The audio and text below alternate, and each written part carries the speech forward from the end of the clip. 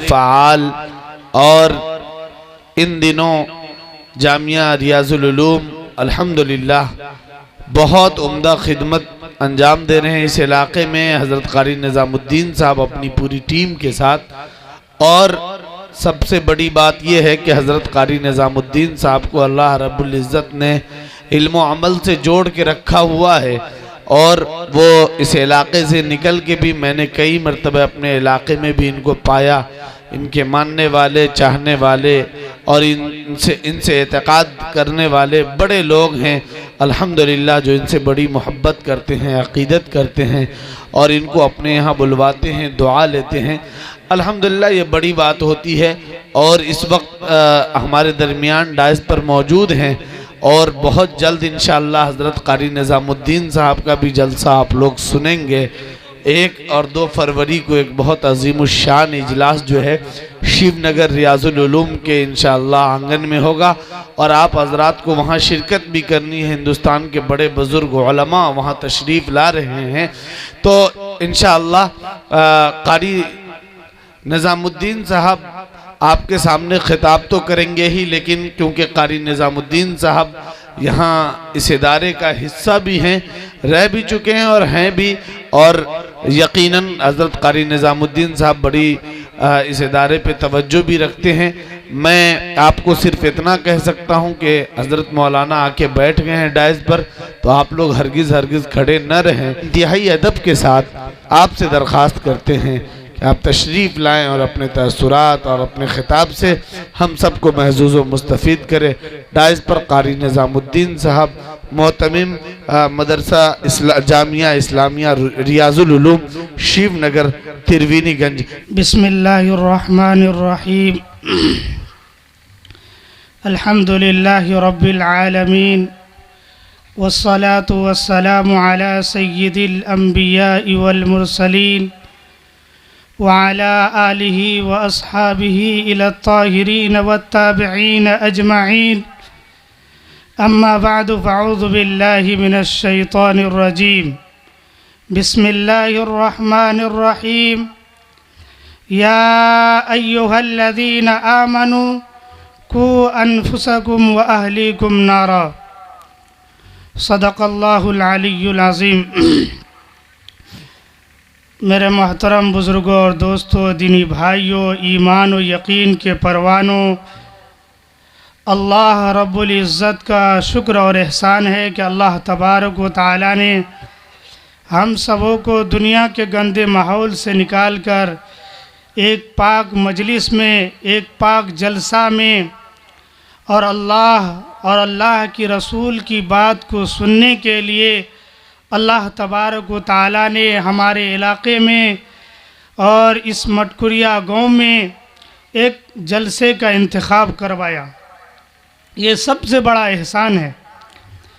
हम लोग पहले के ज़माने में जलसे के लिए बड़ी ख्वाहिशमंद होते थे कि किसी गांव में जलसा हो तो वहाँ हम लोग जाएंगे दीन की बात को सुनने के लिए, कुरान और हदीस की बात को सुनने के लिए, अल्लाह और अल्लाह की रसूल की बात को सुनने के लिए। लेकिन आज अल्लाह तबारक व तआला ने इस गांव में एक मदरसा वजूद में लाया। मदरसा अमल में आने के बाद अल्लाह का शुक्र है, कभी साल में 2 मरतबा प्रोग्राम होते हैं, कभी 1 मरतबा, कभी 2 साल पर, कभी 3 साल पर। अल्लाह का ये सबसे बड़ा एहसान है। और अल्लाह ताला इस मदरसे के ज़रिए से बड़े बड़े उलमा की बात को सुनाते हैं, बड़े बड़े उलमा को देखते हैं और उलमा की दुआ लेते हैं। तो हम लोगों को चाहिए कि इतने बड़े पिंडाल के अंदर और इतना मेहनत करके जलसे वालों ने आप तक दावत पहुंचाया और आप जलसे में तशरीफ़ भी लाए हैं, लेकिन अपने वक्त को इधर उधर बाज़ार में, दुकानों पर और रिश्तेदारों में और रिश्तेदारों के चाय पीने में अपने वक्त को ज़ाय कर रहे हैं। हम वक्त को ज़ाय नहीं कर रहे हैं, बल्कि हमारे पीछे शैतान पड़ा हुआ है वक्त को ज़ाय करने के लिए, ताकि ये एक हदीस सुन ले और उस पर अमल ये ना कर ले और अपने आप को ये ज़िंदगी ना संवार ले। तो इसीलिए मेरे भाइयों, हम जितने भी मेहमान तशरीफ़ लाए हैं या एक दूसरे के घर में हैं, बैठे हुए हैं या दुकानों के ऊपर बैठे हुए हैं, मैं उनसे गुजारिश करता हूं कि आप लोग वक्त को निकाल कर और फजूल बातों को छोड़कर, इधर उधर की मेहमानदारियों को छोड़कर जिस मकसद की तरफ आए हैं, जिस काम की तरफ आए हैं, तो उधर की तरफ आएँ और अल्लाह के रसूल की बात को सुने। इधर से जितने लोग कुर्सी लेकर बैठे हैं, इधर सामने थोड़ा सा आ जाइए, तब और अच्छा होगा। और जो लोग पीछे जा रहे हैं वो लोग थोड़ा सा देखिए यहाँ पर कितना अच्छा बिछा हुआ है, इसके ऊपर आ जाइए। हाँ, ये कुर्सी वाले सब और इधर, और वो जो सरहद बॉर्डर पर जो बैठे हुए हैं नेपाल बॉर्डर पर, वो लोग इधर अंदर आ जाइए ना, हिंदुस्तान के अंदर आ जाइए। ये जलसा हिंदुस्तान के अंदर हो रहा है, नेपाल में जब होगा तब जाइएगा। हाँ हाँ, वो छोड़ दीजिए। और वो जो खड़े हैं, वो नौजवान सब जितने हैं, और वो जो लोग मोबाइल चला रहे हैं, उनसे भी मेरी गुजारिश है, भाई ओ भाई उसको इधर दिखाइए, पीछे मेरे तरफ दिखाइए ना। हाँ हाँ, इधर मोबाइल तो इतना आ गया है कि मत पूछिए, कि जो है हमारे ज़िंदगी को भी, घर को भी और सारे काम को भी बर्बाद करके छोड़ दिया है। थोड़ा सा मोबाइल को छोड़ दीजिए। बहरहाल, तो मेरे भाइयों, अल्लाह तबारक व तआला ने हम सबों को इस्लाम और ईमान जैसी अजीम दौलत से मालोमाल फरमाया है। ये अल्लाह की सबसे बड़ी नियामत है। अगर अल्लाह की एक भी नियामत मिल जाए तो अल्लाह ताला का हमें शुक्रिया अदा करनी चाहिए और उस नियामत का हमें मेरे भाइयों सही इस्तेमाल करनी चाहिए। तो अल्लाह तबारक व तआला ने हम सबों को इस्लाम को, ईमान को पैदा फरमाया है, ईमान वाले घरों में पैदा फरमाया है। तो हमें चाहिए कि अब ईमान के किस तरीके के, ईमान के रास्ते पर हम अपनी ज़िंदगी गुजारेंगे, कौन से ईमान के तरीक़े पर ज़िंदगी गुजारेंगे, ताकि अल्लाह तबारक व तआला हमसे खुश हो जाए और जनाब मोहम्मद अरबी सल्लल्लाहु अलैहि वसल्लम हमसे खुश हो जाए और कल क़यामत के दिन हमारी और आपकी कामयाबी हो जाए। लोग ये समझते हैं कि हम इस दुनिया में हैं, एक दूसरे की ग़ीबत करते हैं, एक दूसरे के पीछे लगे रहते हैं, एक दूसरे के कामों में शिरकत नहीं करेंगे तो उसका काम नहीं होगा, एक दूसरे का साथ नहीं देंगे तो उसके साथ न देने से उसका काम बिगड़ जाएगा। ऐसा नहीं है मेरे भाइयों। अल्लाह ताला ने हर इंसान को इस रोए ज़मीन पर भेजा है, अल्लाह ताला ने इस रोए ज़मीन को बनाया है, अल्लाह ताला इस आसमान को बनाया है। सारी चीज़ों का मालिक अल्लाह है। अगर सारे गांव वाले मिलकर किसी एक इंसान को खसारे में डालना चाहे, किसी एक इंसान को तबाह बर्बाद करना चाहे, लेकिन अगर अल्लाह ताला उसे इज्जत देना चाहे, अगर अल्लाह ताला उसे इज्जत देता है तो मेरे भाइयों सारे गांव वाले खसारे हो जाएंगे, सारे गांव वाले तबाह बर्बाद हो जाएंगे, लेकिन वो लोग इज्जत पाकर रहेंगे जिसे अल्लाह इज्जत देना चाहे। अगर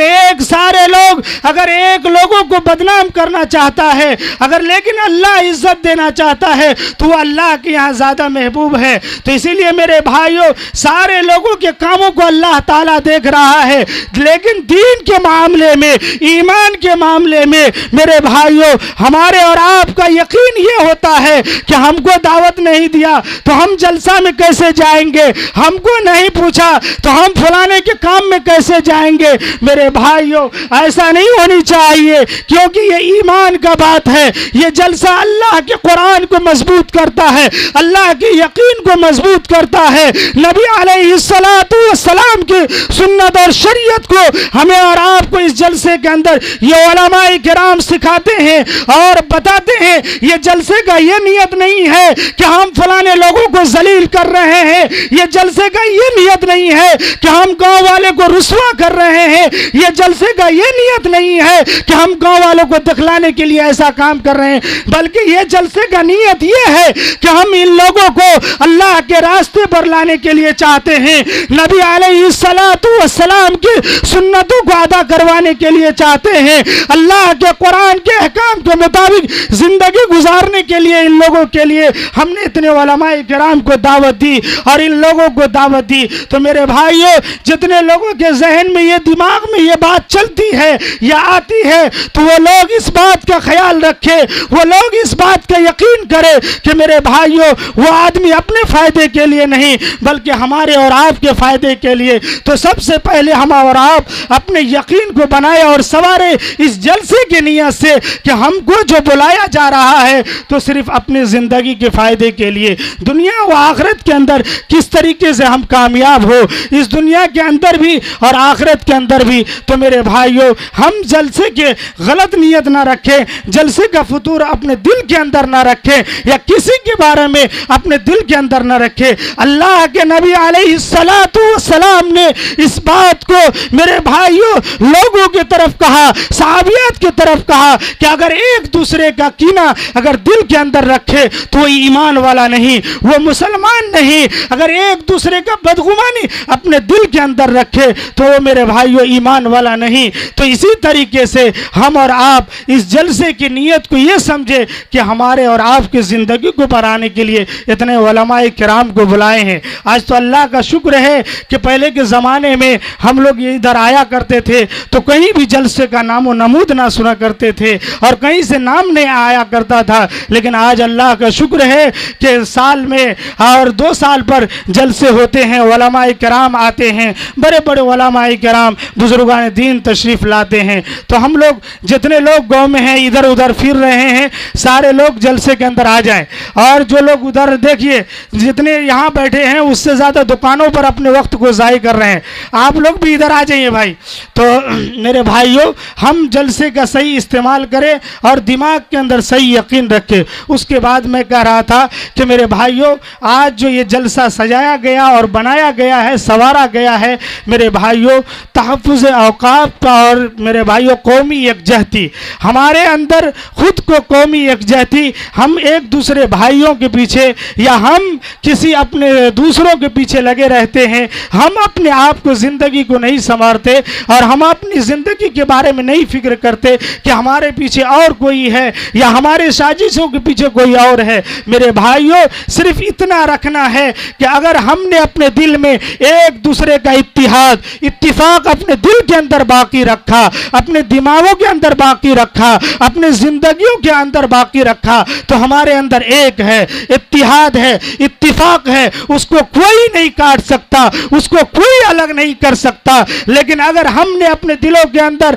अपने भाइयों से, अपने दोस्तों से, अपने रिश्तेदारों से एक और मोहब्बत नहीं रखी, हमने रिश्ते और नाते तोड़ दिए तो मेरे भाइयों इससे ये समझ ले कि पूरी दुनिया हमसे टूट गई और हमने पूरी दुनिया से टूट पड़े हैं। तो इसीलिए मेरे भाइयों हमें अगर एक और एकजहती रखनी है तो हमें आपस में सबसे पहला काम यह करना होगा कि अपने घर में अपने भाइयों से इत्तिफाक व इत्तिहाद रहना होगा। उसके बाद अपने गांव में इत्तिफाक व इत्तिहाद रखना होगा। उसके बाद अपने समाज और इलाके में इत्तिफाक व इत्तिहाद रखना होगा। उसके बाद मेरे भाइयों हमारे इस इत्तिफाक और इत्तिहाद को देखकर सारे इलाके के लोग कहेंगे कि फलाने गांव में मैं गया, मटकुरिया की सरजमीन पर मैं जब तशरीफ ले गया तो वहाँ के सारे लोगों को मैंने देखा इत्तिफाक और इत्तिहाद के साथ में वो लोग जलसे के अंदर आए, भाइयों से अच्छी बातें करते हैं, मोहब्बत की बातें करते हैं। तो इसीलिए मेरे भाइयों हम और आप अपने अंदर इत्तिफाक और इत्तिहाद पैदा करें।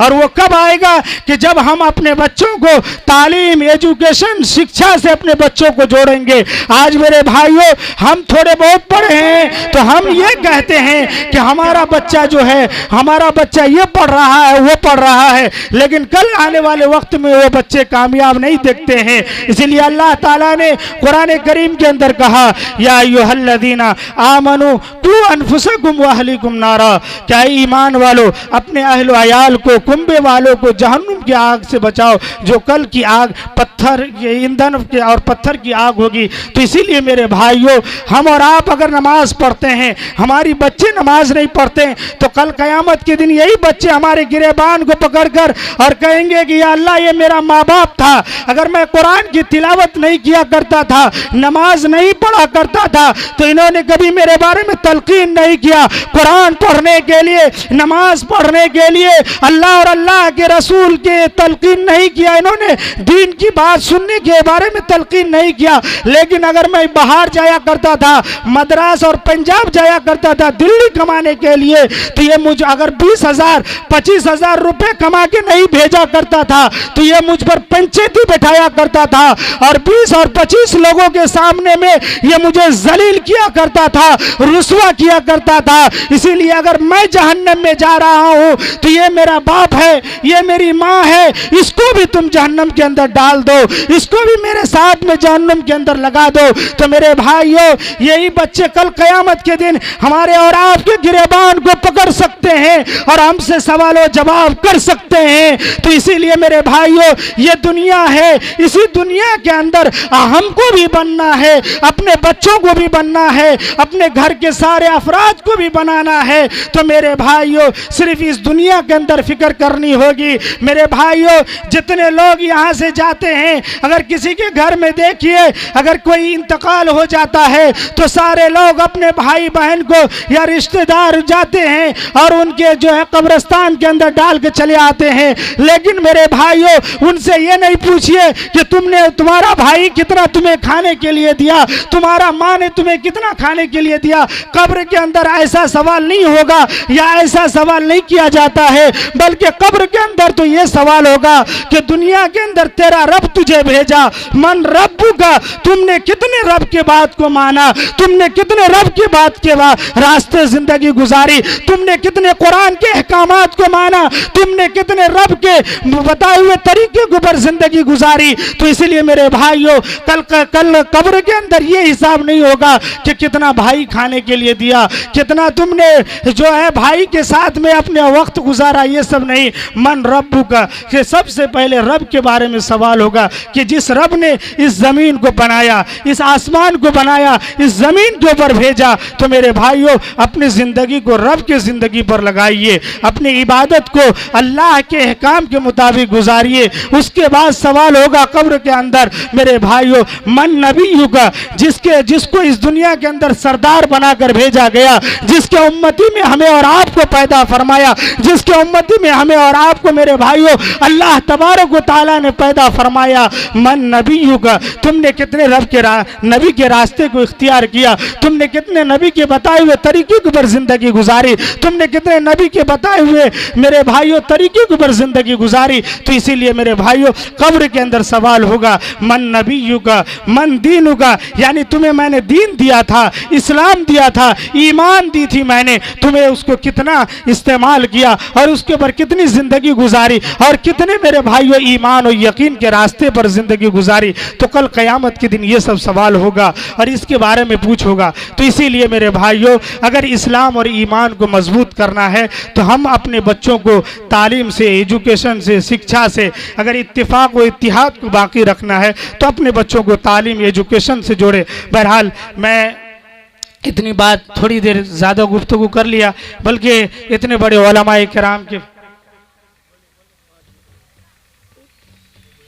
तो इसीलिए मेरे भाइयों अल्लाह तबारक व तआला ने जो हमें दीन दिया है, ये जो इस्लाम दिया है, इसकी कदरदानी करे। अल्लाह ने कुरान में फरमाया लइन शकरतुम लअज़ीदन्नकुम वलइन कफरतुम इन्न अज़ाबी लशदीद। मेरे भाइयों, अगर जो इंसान अल्लाह ताला की शुक्रिया अदा करता है तो अल्लाह ताला उसके बेहतरीन और मालो दौलत बढ़ाते हैं, उसके सारे काम को बनाते हैं। और जो नाशुक्री करता है अल्लाह ताला उसे सारी चीज़ों से महरूम कर देते हैं, सारी चीज़ों से छीन लेते हैं, अल्लाह ताला उसे सारी चीज़ों से महरूम कर देते हैं। और अल्लाह ने कहा आगे में, और उसे आज़ाब कब्र में मुब्तला कर देते हैं। तो इसीलिए मेरे भाइयों, हमें जो अल्लाह तबारक व तआला ने ईमान व इस्लाम दिया है, इसकी कदरदानी करें और इसके ऊपर ज़िंदगी गुजारे। जो अल्लाह के नबी अलैहिस्सलातु वस्सलाम ने जो तरीक़े सिखाए हैं, जो अल्लाह के नबी अलैहिस्सलातु वस्सलाम ने जो तरीक़े बताए हैं, जो अल्लाह के नबी अलैहिस्सलातु वस्सलाम ने